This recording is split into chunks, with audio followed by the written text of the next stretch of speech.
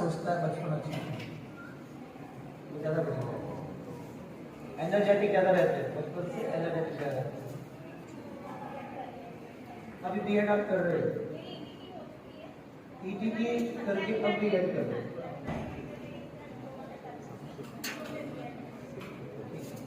अपना टारगेट सामने रखो। अभी मैं जो बताऊंगा, never think that I am 71, I am 140. कभी बचपन में याद करता हूँ तो मैं अपने बचपन में चला जाता हूँ। तो मेरे दो सपने हैं जो मैंने अपनी डायरी में लिखे। हाँ, जितने भी फील्ड में कारखानों में बंदे काम करते हैं, गर्मियों में कितनी मुश्किल होती है, कितनी उनकी आउटपुट कम हो जाती है गर्मी के कारण। एक प्रति come when the man will fly in sky independently. तो हम देख ही रहे हैं कि जो फौजी हैं वो जेट सूट पहनकर भी आएगा, पक्षी की तरह उड़ेंगे आसमान में। ये मेरे दो सपने हैं।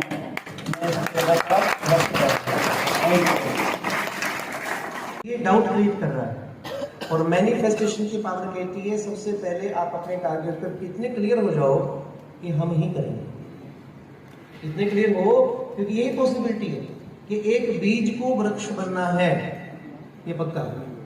बीज की यात्रा क्या है कि उसको एक दिन वृक्ष के रूप में कन्वर्ट होना है, पर प्रॉब्लम कहाँ है कि बीज में ये संभावना ही नहीं है वो अपने अंदर जाकर देख पाए, पर हम सब में संभावना है।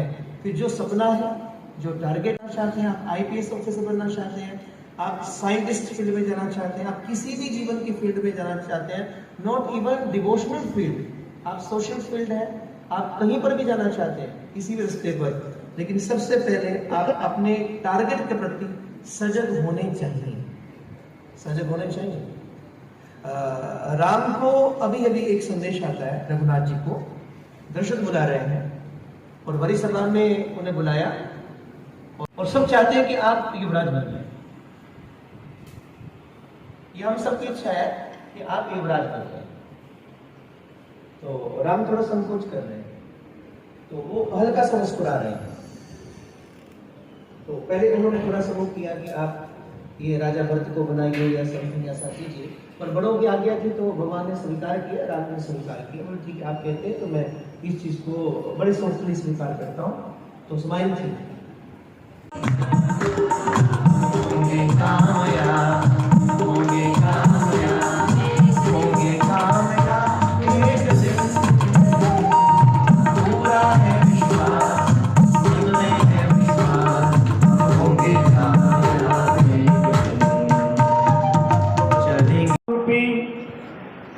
प्रवचनों की मिठास हमारे कानों में पड़ती रहे। हम कृतार्थ हो गए हैं आज इनके सानिध्य में बैठकर, इनके ऑरा में बैठकर हमें महसूस हो रहा है कि हमारा ऑरा भी बहुत पावरफुल हो गया है, हमारी एनर्जी बहुत बढ़ गई है। ये दूसरी तरह के प्रवचन नहीं थे। बार बार दिल ये गाए तुम जियो हजारों साल, ये मेरी है। Happy birthday to you, happy birthday to you, happy birthday to you. क्यों कर रहे हो ये भी क्लियर, जो चाह रहे हो, जो आपका सपना है, पूरा होगा, पूरा होगा। लेकिन अब क्यों कर रहे हो इसको भी क्लियर करो, क्यों करना चाहते हो, इससे आपको क्या प्राप्त हो रहा है। ये दो पॉइंट क्लियर करने के बाद तीसरा आता है, अब जो आपने सोचा, जो आपका स्वप्न है, आप उसके ऊपर अपना कर्म शुरू करो, अपना पुरुषार्थ करो, अपनी मेहनत शुरू करो, दृढ़ हो जाओ। जो आप जिस फील्ड में आप जा रहे हो, पूरे विचार के साथ जा रहे हो, अपनी सेल्फ, अपने अंदर की रजामंदी से जा रहे हो, पूरा तैयार हो। पहला स्टेप ये कहता है आप क्लियर करो, इस बात को क्लियर कर लो कि जो प्राप्त करने जा रहे हो उस पर आपको कोई डाउट तो नहीं, आप कंफ्यूज तो नहीं, आप कई लोगों की राय के कारण तो नहीं वो कर रहे। अंदर कुछ भी करो, वो कमाओ, लाइफ को एंजॉय करो, जितना मर्जी करो, लेकिन कहीं ना कहीं मन को अपने भगवान के साथ जोड़कर रखो, नाम के साथ जोड़कर रखो। पावर यही है, अब जल्दी जल्दी मैनिफेस्टेशन का सुन लो। उसके 5 स्टेप। पहला, आपने जो करना है उसके प्रति सजग हो जाओ, उसको क्लियर करो। ये कर, कंफ्यूजन नहीं। इसने कहा था ये कर, एमडी तो मैं लगा नहीं, ये नहीं होगा। आप नहीं कर पाओगे, आप नहीं पहुंच पाओगे। ऐसा ही सुख मेरे मन को मिला है, जब से शरण तेरी आया मेरे राम। चलो टाइम भी बता दो क्या हुआ।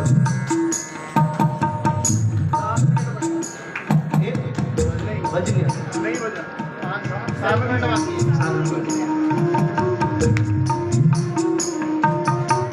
करना हम हासिल करते रहे, होंगे कामयाब एक दिन। पूरा है विश्वास, मन में है विश्वास, होंगे कामयाब एक दिन। लेके हाथों में हाथ चलेंगे साथ साथ, चलेंगे साथ साथ। होंगे कामयाब, होंगे कामयाब, होंगे कामयाब एक दिन। पूरा है विश्वास, मन में है विश्वास, होंगे कामयाब पक्का।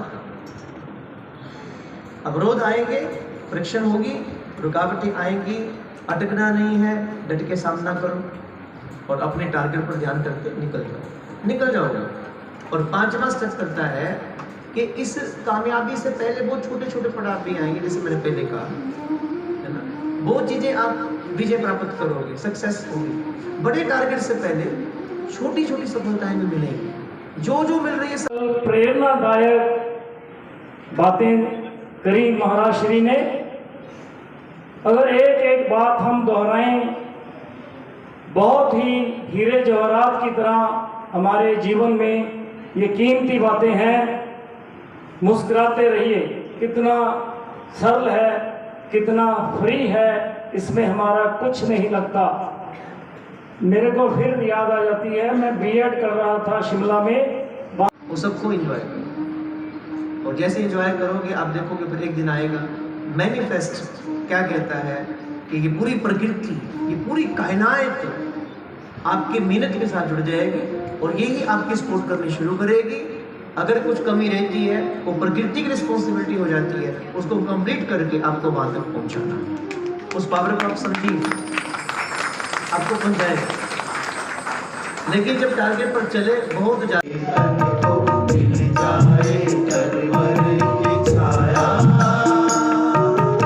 ऐसा ही सुख मेरे मन को मिला है, मैं जब से शरण तेरी आया मेरे राम। कुछ भी करते रहना पर जमीन से जुड़े रहना, कुछ भी करना। पक्षी जितनी भी ऊपर ऊंचाई पर उड़ ले, सांझ होगी अपने घर में आना पड़ेगा। सेठी तो जब भी मिलते मुस्कुराते रहते।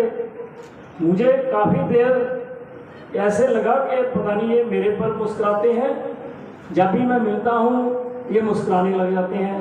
तो मेरे को बाद में पता चला ही इज ए साइकोलॉजिस्ट और हमें सबको मुस्कुराना चाहिए, इसकी बड़ी कीमत है।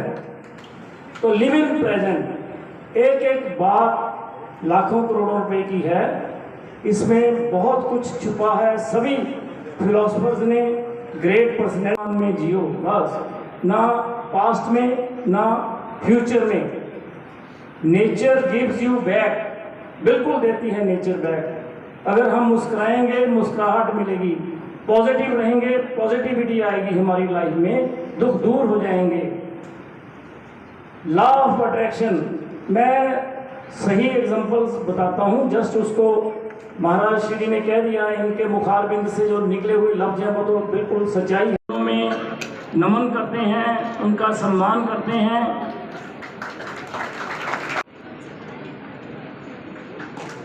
तालियों के साथ, जोरदार तालियों के साथ, सभी बच्चे उधर तालियों के साथ।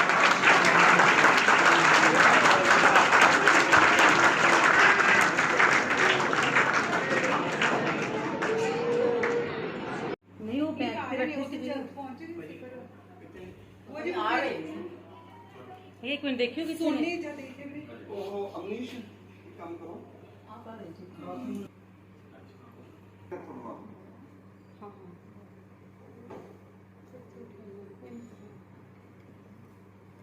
क्वेश्चन जानने नहीं टीचिंग जो दूसरे टाइप को वो नहीं समझ लगती ना स्टूडेंट्स ਨਾਲ ਜਿਹੜਾ ਹੈ ਅਟੈਂਸ਼ਨ ਹੋਣੀ ਚਾਹੀਦੀ ਔਰ ਉਹ ਚਾਹੁੰਦੇ ਨਹੀਂ ਹੈ ਚਾਹੁੰਦੇ नहीं है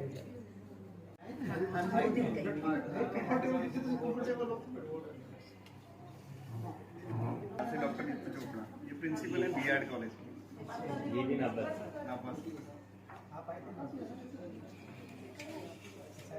भी पटियाला से हैं और ये डिग्री कॉलेज है जो MBMC वाला उसको हेड कर आज तो आत्माओं का मिलन है जी, ऐसे लगता है आपको कई बार मिले हैं पहले। अरे क्या बात है मिलते ही रहे हमेशा मिलते रहे हम सब मिलते ही हैं वैसे मिल नहीं सकते फिर मिलते रहे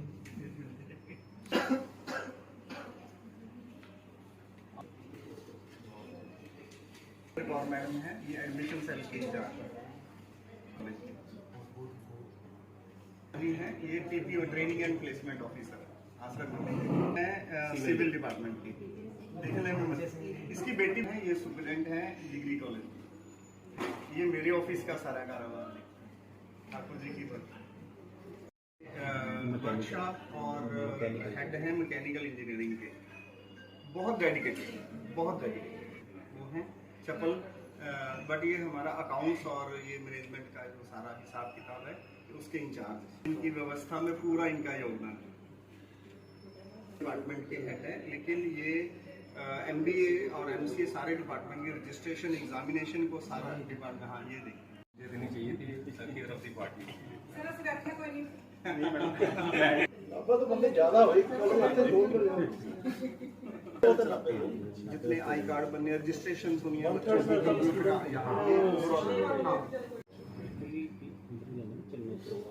टीचर गोल्ड मेडलिस्ट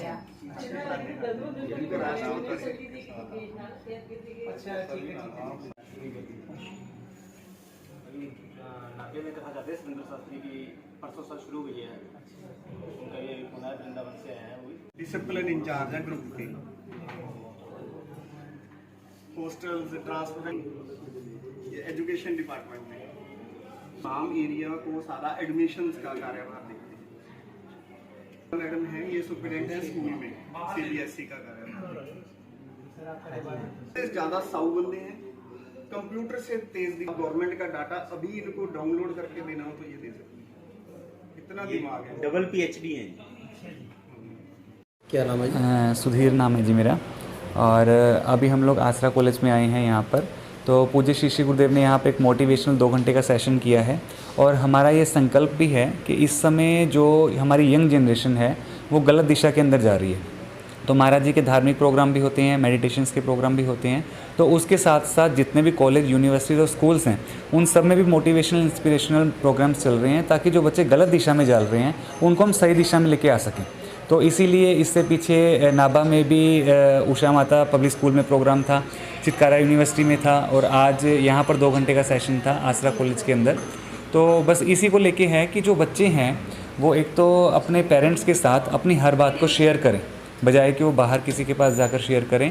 और हमारे पंजाब में, हरियाणा में ख़ास तौर पर बच्चे नशे की तरफ ज़्यादा एडिक्ट हो रहे हैं, मोबाइल के साथ बहुत ज़्यादा एडिक्ट हो रहे हैं। तो उन सब की को छोड़कर वो अपने पेरेंट्स के साथ और अपनी फैमिली को टाइम दें, अपनी स्टडी को टाइम दें, अपने कैरियर के ऊपर कंसंट्रेट हों। यही आज गुरुदेव ने मैनिफेस्टेशन का बताया था कि हम जो भी लक्ष्य लेके चलें पहले क्लियर हो कि हमारा लक्ष्य क्या है, हमने जीवन में करना क्या है, फिर उसे क्यों करना है, दूसरा पॉइंट, और फिर तीसरा जो हमने निर्धारित कर लिया ये करना है तो उसके ऊपर फिर हमने अपनी मेहनत करनी है उस टारगेट को अचीव करने के लिए। फिर जब हम मेहनत करेंगे उस पर चलेंगे तो एक दिन सक्सेस हमें मिलेगी, है ना। तो बस यही हमारा लक्ष्य है कि बच्चे सही दिशा की ओर चलें। इसलिए सब कॉलेजेस के अंदर, यूनिवर्सिटीज़ और कॉलेज के अंदर ये मोटिवेशनल प्रोग्राम्स गुरुदेव के द्वारा किए जा रहे हैं। आज की बात करें तो मोबाइल तक सीमित रह गए हैं बच्चों का, और बच्चे माँ बाप से क्या धर्म के आने जाने की भी बड़ी मुश्किल मानते हैं आने की। अगर यात्रा पर भी जाते हैं, बोलते घूमने जाते हैं, हम यात्रा का शब्द नहीं यूज़ करते, उसके लिए आप कैसे मोटिवेट करें कि पेरेंट्स बच्चों को ना लेके कहीं भी प्रोग्राम हो? उसका रीज़न क्या है कि इसमें दोष बच्चों का नहीं है, इसमें दोष है एनवायरनमेंट का। क्योंकि बच्चे आज अगर आप गुरुजी कथा में आकर देखोगे, प्रोग्राम्स में आकर देखोगे ना, तो उसमें आपको यंग जनरेशन बहुत ज़्यादा मिलेगी। रीज़न क्या है कि उनको वो गाइडेंस, उनको वो चीज़, संस्कार मिल नहीं रहे हैं। तो वो सारा दिन मोबाइल के साथ चिपके हुए हैं, मोबाइल के साथ वो उसका सही प्रयोग तो नहीं कर रहे, तो उसका जो मिस यूज़ है वो हो रहा है। तो जो उसके ऊपर वो देखेंगे तो उनके भीतर वो संस्कार भी वहीं आएंगे। तो इसी वजह से उनको ये है कि उनको अब तीर्थ स्थान पे लेके ही नहीं जाया जा रहा। कॉलेज, यूनिवर्सिटी या कहीं पर भी अगर देखिए तो हमारी सनातन संस्कृति कम है और दूसरी चीज़ें ज़्यादा हैं। अगर ट्रिप पर भी लेके जाया जाता है तो किसी हिल स्टेशन में या कहीं फॉरेन कंट्री में कहीं लेके जाते, लेकिन हमारे तीर्थ स्थान पर लेकर नहीं जाया जाता। अगर वहाँ लेकर जाया जाएगा, हमारी संस्कृति के बारे में बताया जाएगा तो उन्हें पता लगेगा, तो वहाँ इन्वॉल्व होंगे। कमी है हमारे जो सिस्टम है उसके बीच में कि अगर वो नहीं बता रहे तो बच्चों को नहीं पता, अगर बताया जाएगा तो वो उसमें इन्वॉल्व होंगे 100%। और हम इस चीज़ की उदाहरण है। मैं भी यंग हूँ और मैं जब 2nd क्लास में था मैं तब से गुरुजी के साथ हूँ और मैं हर चीज़ में उनके साथ खड़ा हूँ। आज फॉरेन के बच्चे ज़्यादा आ रहे हैं, हमारे लोग कम संस्कृति से जुड़ रहे हैं, वैसे कैसे आप मोटिवेट करोगे कि वो हमारे साथ जुड़ना चाहिए? रीज़न क्या है कि फ़ॉरेन के अंदर जो उनका कल्चर है, उन्होंने हमारे भारत के कल्चर को पहले नहीं देखा। तो जब उन्होंने फ़ॉरेन का कल्चर देखा, उसके बाद जब वो भारत आते हैं, भारत आने के बाद जब वो हमारे यहाँ की संस्कृति देखते हैं कि यहाँ पे जो प्रेम है, जो यहाँ पे प्यार है, जो यहाँ की संस्कृति है, वो फ़ॉरेन में नहीं है, तो उनको उस चीज़ का कंपैरिजन देखने को मिल रहा है। तो इस वजह से वो यहाँ के आके अपनाते हैं। वृंदावन में भी जाएं तो आपको वहाँ पे अंग्रेज़ ज़्यादा दिखेंगे, फॉरेनर ज़्यादा, और वो इतनी मस्ती के अंदर सत्संग करते हैं, संकीर्तन करते हैं, नाचते हैं, कूदते हैं। क्यों? क्योंकि उन्हें यहाँ की संस्कृति के अंदर कुछ मिल रहा है ना, और हमारे यहाँ के बाहर भाग रहे हैं, है ना। तो लेकिन उनको अब पता नहीं, उनको ये चीज़ का एहसास कब होता है? जब वो बाहर जाते हैं, तब उन्हें भारत की जो कीमत है वो पता लगती है कि हमारा भारत क्या है। मैं डॉक्टर R.K. गोयल, चेयरमैन आसरा कॉलेज। आज श्री श्री गुरुदेव महाराज जी का श्री चरणारविंद आज आसरा ग्रुप ऑफ इंस्टीट्यूशंस में हमारी प्रार्थना पर वो आए हैं। आज उन्होंने 2 घंटे का सेशन स्टूडेंट्स को और फैकल्टी को दिया है, जिसमें उन्होंने प्रभु से जुड़ने के साथ साथ भक्ति मार्ग के साथ साथ अपनी ट्रांसफॉर्मेशन ऑफ एनर्जी, इस पे उन्होंने प्रवचन दिया है, जिसमें ये एक मोटिवेशनल टॉक थी, जिसमें बच्चों को अपनी जो एनर्जी है वो हम कैसे उसका दुरुपयोग ना करके उसका सदुपयोग करें, इस बारे में उनको ज्ञान दिया है। और अपने लक्ष्य निर्धारित करने पे उन्होंने बहुत ज़ोर दिया है और लक्ष्य निर्धारित करके प्रयासरत रहने का उनको मोटिवेशन दिया है। और मैं बहुत बहुत आभारी हूँ श्री महाराज जी का और उनके साथ आए सारे ही जो